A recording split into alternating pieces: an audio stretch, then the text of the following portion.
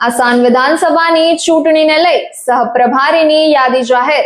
ભાજપના રાષ્ટ્રીય અધ્યક્ષ જેપી નડ્ડાએ કરી યાદી જાહેર.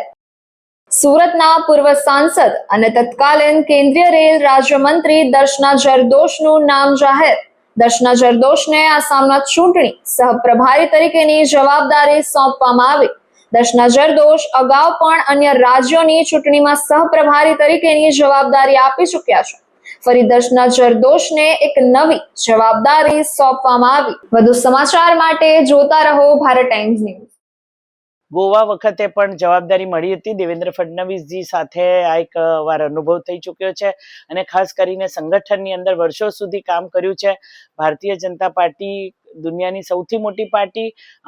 ગુજરાતની શરૂઆત કરીએ તો પ્રધાનમંત્રી શ્રી જ્યારે અહીંયા મુખ્યમંત્રી હતા ત્યારે જ અહીંયા મહિલા મોરચાના મહામંત્રી તરીકે અને ત્યાર પછી રાષ્ટ્રીય સ્તરે મહામંત્રી તરીકેની 2 ટર્મ સુધી જવાબદારી નિભાવ્યા પછી સત્તા અને સંગઠન બંનેના અનુભવને સાથે લઈને વિકાસની સાથે અમે આગળ વધશું.